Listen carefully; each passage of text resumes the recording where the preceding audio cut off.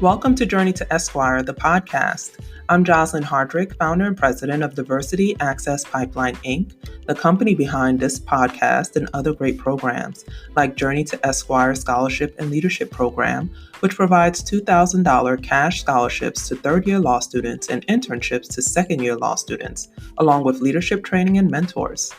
And Journey to Esquire, the blog, which provides insightful articles to help navigate you through law school and beyond.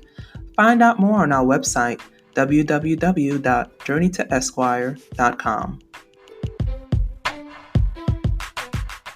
It's Jocelyn Hardrick, founder and president of Diversity Access Pipeline, Inc., the company behind Journey to Esquire Scholarship Leadership Program, this podcast, and our blog. And today I'm so excited.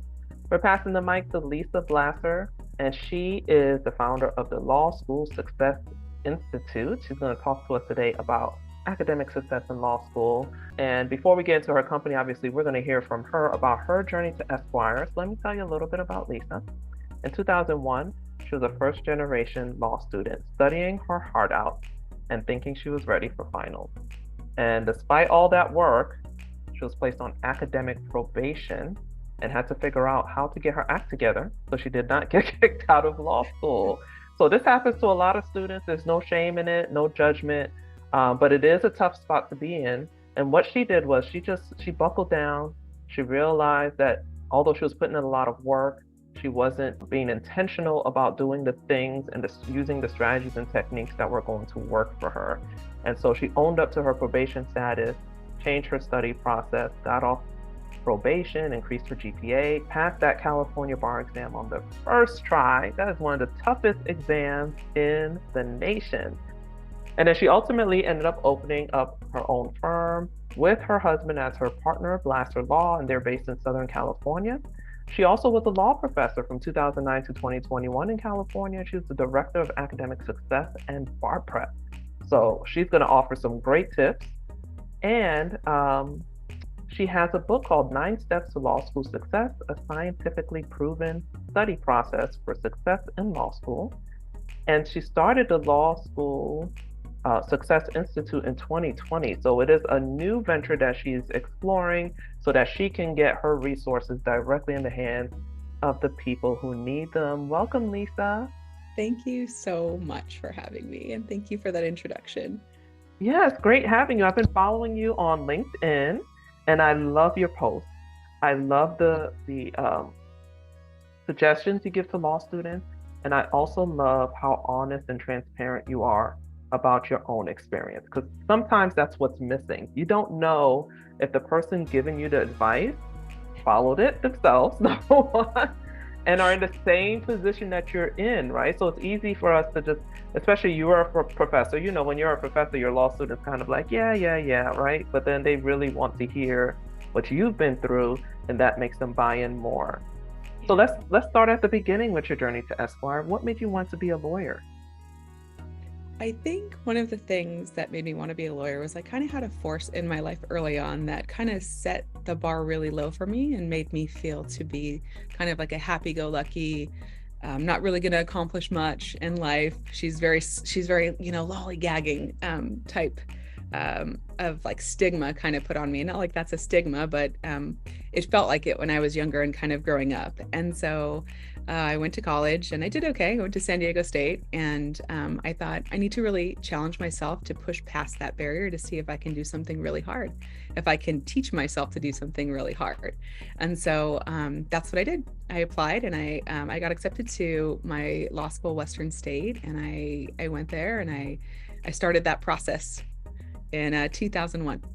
Oh, wow. So the what was the LSAT like for you? Because you said you did okay in college and you had this idea placed on you by other people that she's not the go-getter, climb the mountain type. She's just gonna take it easy, right? And that's interesting how people can put that stuff on us, and we don't know where it comes from. Because you were a kid, where did it come from, right? So how was the LSAT for you and actually applying to different law schools? I really chose to take that as a challenge as opposed to going down the path of feeling sorry for myself, because I started that and I was like, oh, that's terrible. I don't like that feeling. So what else can I do? And I can take it and manifest it into something what I feel like is great to really help other people.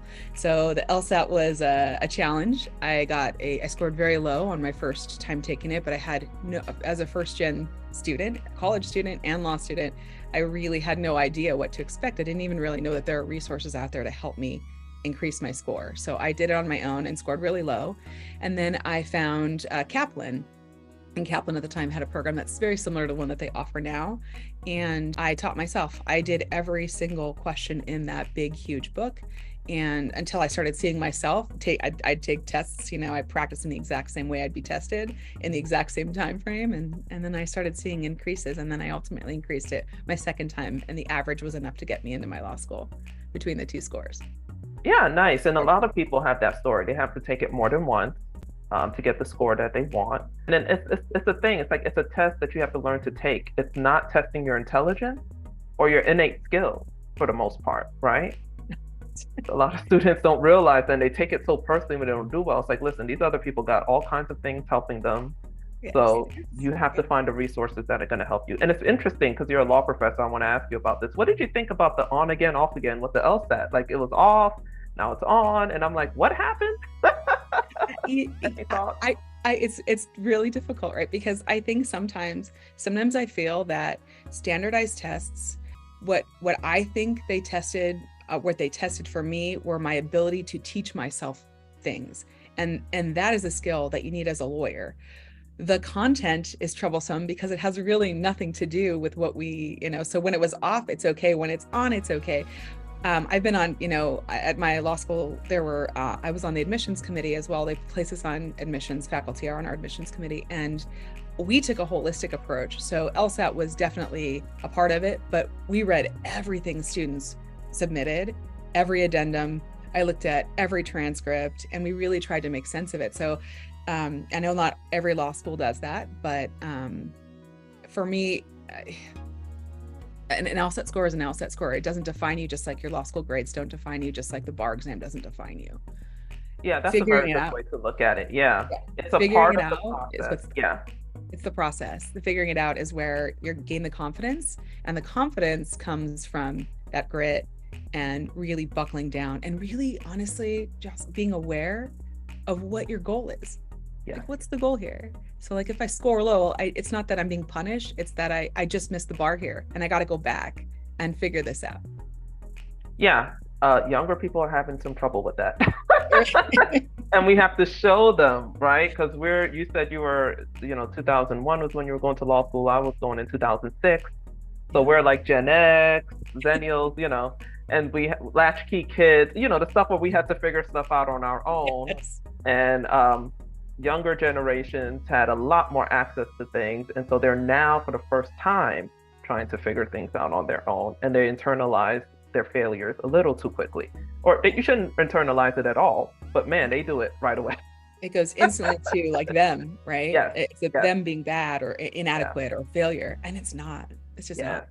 It's not. And then so we're going to learn a lesson from you. We're going to take it as a challenge, right? If we fall short of the bar, and then we're going to get to the actual bar, but let's go to law school. Exactly. And you're going to learn to love it along the way, because there's so much pride in teaching yourself something and excelling at something that's really difficult, and so you'll have this confidence and this beauty that just shines from you. And that's where every law student can and should be, honestly.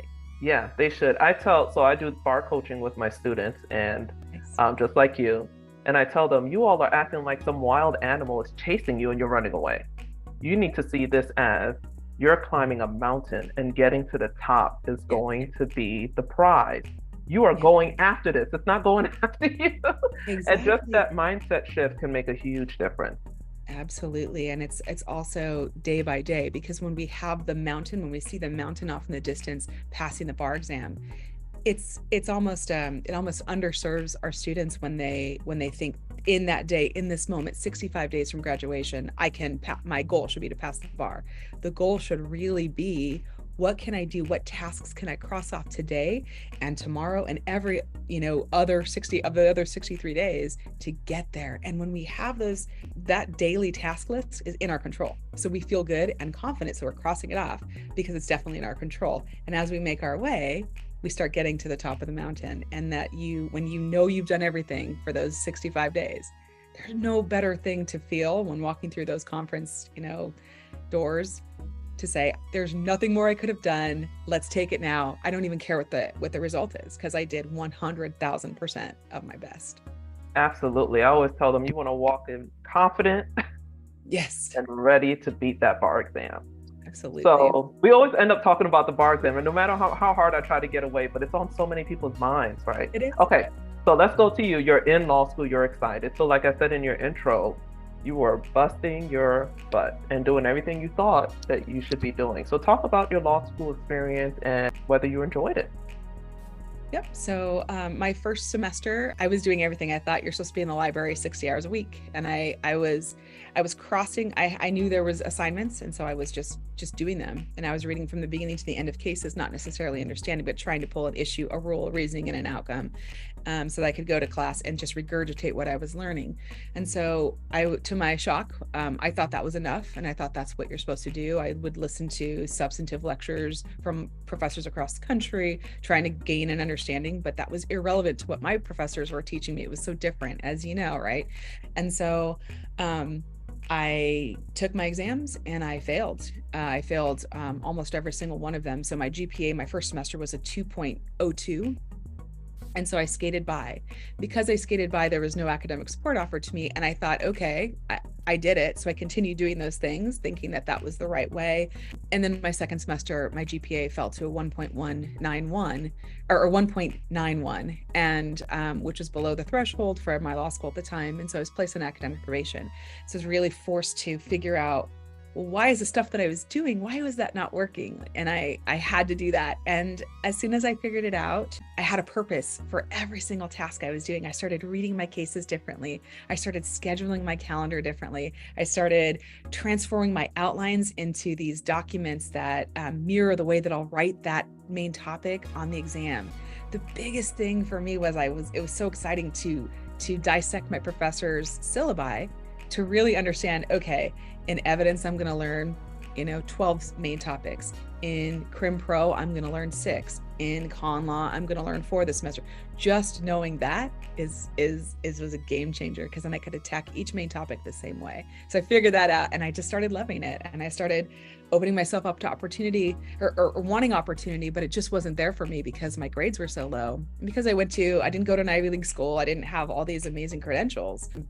I didn't have a network or a support system. So I started getting a lot of no's. No. My dean even told me at the time, you're not academically qualified to be in any of our programs. You wouldn't serve our school in the way that our students serve our school. So what I did? I just went out and I got my own externship with a senior federal judge at the LA downtown courthouse. And I rocked it that way. And then they said, okay, you can have that, because we've never had one of those in our law school before. So I just started paving my own paths and leaving trails. And when someone says no, it's just, for me, it's an opportunity, a real challenge now. Like, okay, that's all right. Like I know there are standards that you have, and there's just another way to get them. There's a million different ways to go around and meet that goal. So I ultimately really loved law school and what it taught me about myself and as a human, and about my colleagues and people and mentors that I met along the way. It was a great experience. Wow, you heard me say ouch. I got to say ouch one more time. That statement, that broke my heart, that you could not serve the school in any of their programs just because you struggled your first term. That's so hard for students to kind of grasp, but that's kind of an old academia mindset. Would you agree? Absolutely. But it also furthered the voices that were telling me that I wasn't capable before that. And so and then when I failed, it was all these things furthering that. You're not going to make it. Sorry, you're not qualified, And I mean, even still today, I'll hear that, opportunities I'll hear back and they'll say, sorry. It's, we need some type of, higher education. Like, you need to come from a different type of institution to speak to our students. And that's okay. That's okay that is the philosophy. I disagree, because I think so many people have so many experiences to give, but I don't get angry. I just say, okay, that's okay. I Yeah, can work and with individual students. I don't need to partner with a law school. I work with the students, exactly.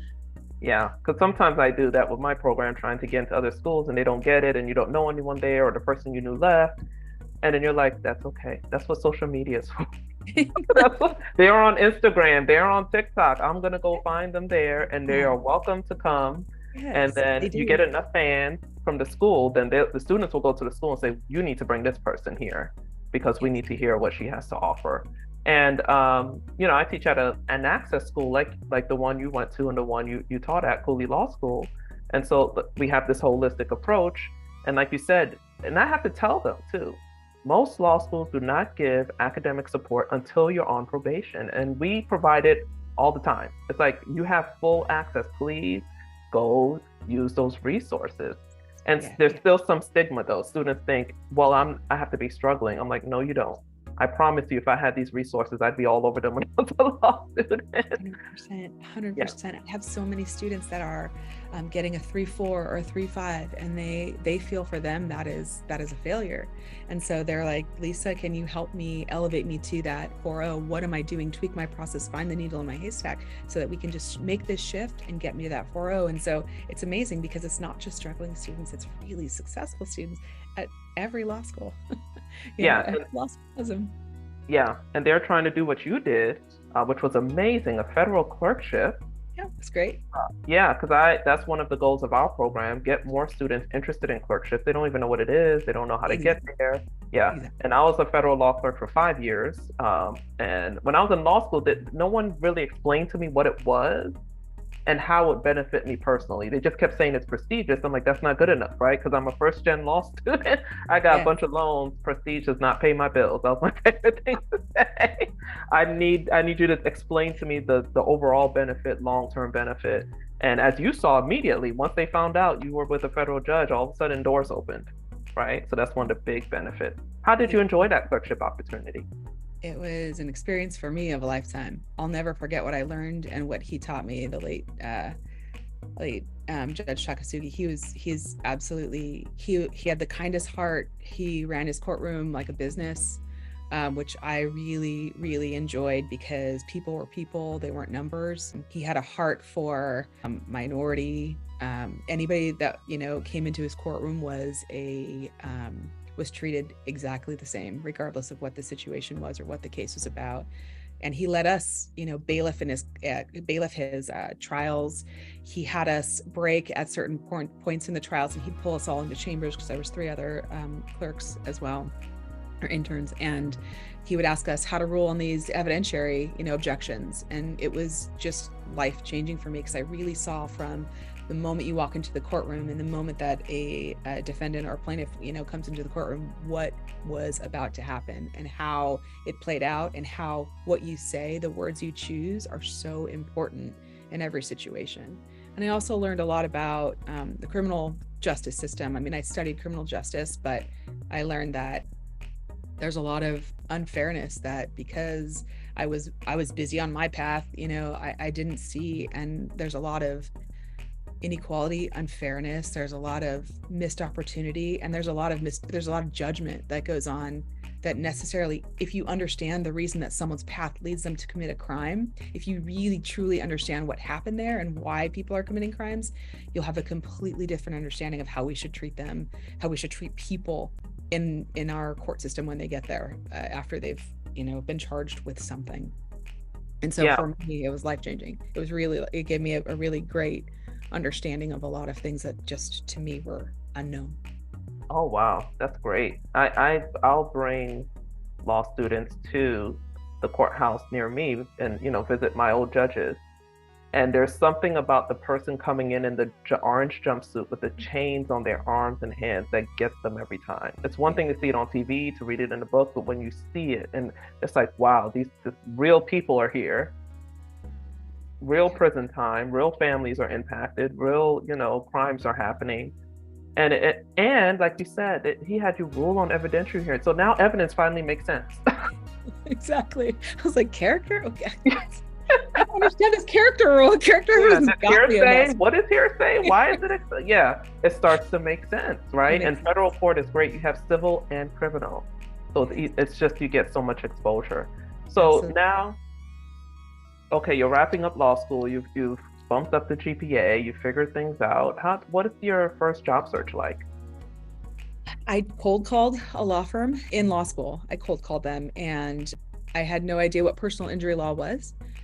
So the law kind of found me, and they said, "Hey, we have an opening. We are way short staffed." And it was in Pasadena, California here, beautiful Pasadena downtown area. And it just worked out, and I fell in love with it. I clerked for them 2.5 years because they took me despite my grades. They took me, and then when I passed, they hired me as an associate. And I've always just only practiced, personal injury law. I cut my teeth doing it, and I just happened to fall in love with it. It found me. There's a couple years where I took a job as a deputy city attorney for 5 cities here in Los Angeles. It was a boutique law firm. They weren't, were operating out of the city. And I got great exposure there in litigation, a lot of civil rights, a lot of police litigation. So uncovering other things, that I just learning, and trying to always give out passion and always understand both sides of the equation.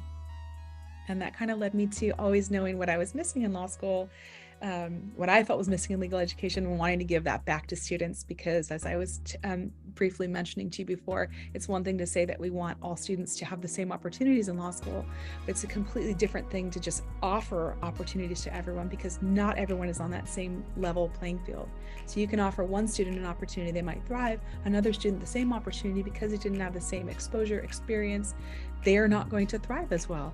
So the outreach and opportunity to law students has to be incredibly intentional. And we have to give students things that they don't know, that they don't have, that they weren't blessed to understand on their way to their path to that spot in their law school seat. So I love my journey, but hey, life's not about me. So I did a qualitative phenomenological study with successful law students on what they do to succeed in law school. And as I was teaching, I went back to teach, to give back, but I felt like, gosh, there has to be more than me. So I took the process of all these successful law students, and I put it into a comprehensive, the most complete picture of what a student can do from the beginning of the semester all the way to the final exam to succeed in law school. And then I teach them how to schedule every single step for each main topic that they're going to be doing into every week of their semester. And so it adds my programming. I ultimately, opened up Law School Success Institute. I stopped teaching and opened up this as a full-time venture, but I really want to give students that piece that I feel is missing. And it's not just coming from me, it's coming from other successful law students. And now I've been teaching, I work with the first gen students at USC and at the colleges of law in Santa Barbara and Ventura and several other law schools. And it is so fulfilling to be able to give back those pieces that are just missing, connect the dots for students on how to study, how to learn the information, that's missing. And so that's kind of a long answer. Yeah. Sorry. Oh no, it's perfect. So you talked about that study. I couldn't say that word. Phenomenological. Me too. Yes, it took me a long time. And then that turned into your book, right? 9 Steps to Law School Success. So tell us a little more about that book, where it can be found, and how that can help students. And then you said you help students through Law School Success Institute. So it sounds like you also have some programming that can complement the book. I do. So the book is written from the voice of the students, the successful law students. The first chapter explains how I did the study, the empirical evidence and data to suggest what happens in chapter 2, 3, and 4, which is me breaking down each of the steps in the study process. So the study process is not just a random study process that works for everyone. It's a system to attack every main topic that students are learning in every one of their classes, and to gain a deep understanding. So the book will explain why those steps the students took led to a deep understanding and ultimate success in their classes. And then that's the book. And then my programming, Law School Success Institute, the book is our basis. But in teaching and working with so many students, there's no two students learn the same way. Everybody thinks differently. And so what I've done is I've taken what I learned in my research, and created programming that teaches students the most comprehensive process. And it adds my experience. So it takes the student's voice and adds my experience. And I offer courses online on my website. And I offer, I partner with law schools across the country and pre-law, undergrad, other organizations to provide insight on how to succeed in law school. That's excellent. I saw that you do some work with HBCUs, historically Black colleges and universities. Can you talk a little bit about that? Absolutely. So through LinkedIn is amazing. LinkedIn is outstanding. And I was never on LinkedIn before starting Law School Success Institute. People have reached out and have asked me to partner and speak to their students at HBCUs and do one-on-one mentoring.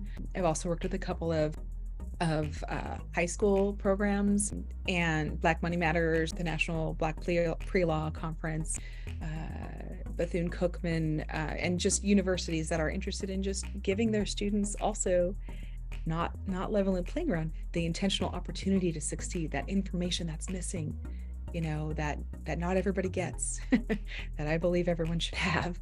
It's just information that can make a big difference. And so that has been a profound, honest honor working with students like myself and with students that haven't had the same opportunities. It's good. It's all good. Yeah, it's wonderful. And then I'm a fan of personalizing the information. Like you said, you can give the same group of students one opportunity, but one person recognizes that that's a big deal and jumps on it right away, and they know exactly what to do, and they already have their cover letter and resume ready and whatever. The other students swamp trying to figure out how to get a probation, and they don't wondering how they're going to make time for one more thing, And so that's why you have to really meet the students where they are. And what I like to say is hold their hand and travel along the journey to Esquire with them so that they can get what they need. And that really requires you to get to know students individually. So it sounds like your program does that. When you reach out to people, you kind of, where are the people that I'm talking to? Where is their mindset? What's their background? And then I'm going to speak to them and make it available to them. So that's awesome. And you've been able to do that in what, 3 years? Because it's a 2020, you started in 2020. Nice. Thank you. Yeah, I've been really, really blessed, worked really hard and running a business, I'm sure, in your nonprofit and in Journey to Esquire, it's a new venture from running my law firm. Running my law firm is completely different, right? It's a different type of business. Being a law professor is a completely type of career path. So I've learned in 3 years a lot. You can see, the sleep, I learned a lot. But mostly what I've learned is understanding how students learn is the key to finding their success for them, understanding how they learn. And I have a battery of tests that I go through with them to figure out specific learning points so that I know how to apply the study process for them. Oh, that's excellent. So you work with, it sounds like, from high school all the way to law school grads, getting ready for the bar. And you just have these different entry points to help people access the legal profession. And what's outstanding is you are somebody who struggled in the beginning, right? And so you can say, I always tell people, like, my teaching assistants, they're not always the students that got the top grade. Everyone assumes that. I'm like, no. I want the student who had to sit down and figure it out because they have deconstructed what needs to be done to succeed in the class, which means they can show it to someone else. And so you have shown people your grades do not determine your legal career. You can make it what you want it to be if you're willing to go after it. That's awesome. Absolutely. You have such a beautiful way of capturing, capturing things. The way that you're explaining how you hold your students' hand in Journey to Esquire. It's really beautiful. It's really beautiful. I'm so glad that you asked me to be here and that we've crossed paths. I'm excited for our journey together, Oh yeah, we're gonna hear more from Lisa. We're gonna be talking about partnering and offering some services to our students. We're gonna put all her information in the show notes. And I think we have a surprise coming about your book. We may get us a few copies, and we'll talk about how we'll share those copies. So any last words of advice for students considering law school, students in law school, recent grads about to enter into bar study for the first or the second or the third time for the summer? What are your thoughts? My thought is to chop the wood in front of you. So take it day by day. Regardless of your entering credentials, there's no one determining factor other than the fact that you can succeed in law school if you really understand the goal and how to get there.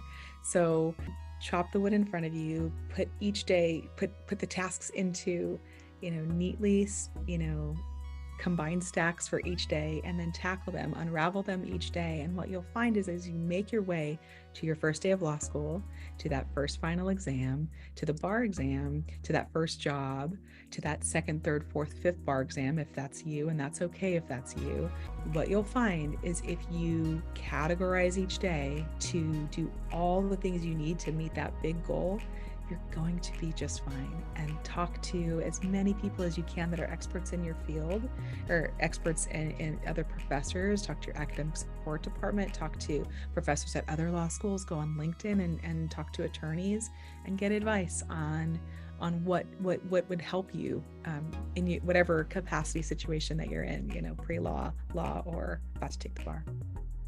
Yeah, and the good news is, let me tell you, lawyers and judges love law students. They love students. We love talking to you guys, and we love giving advice. I always tell people, if someone doesn't get back to you, they're usually just busy, and ask someone else and just follow up gently. But let me tell you, we love talking to students. It's just such a great opportunity for us to pay it forward. And we remember those times. Absolutely. And how hard it was. And we definitely want to help other folks out. Well, thank you so much, Lisa, for joining us for the podcast. It's been a pleasure talking to you. It has been an absolute pleasure. Thank you so much. Thank you. And we see you guys next time. Thanks for tuning in to another great episode of Journey to Esquire, the podcast. Support, share, subscribe. And for more, visit www.journeytoesquire.com.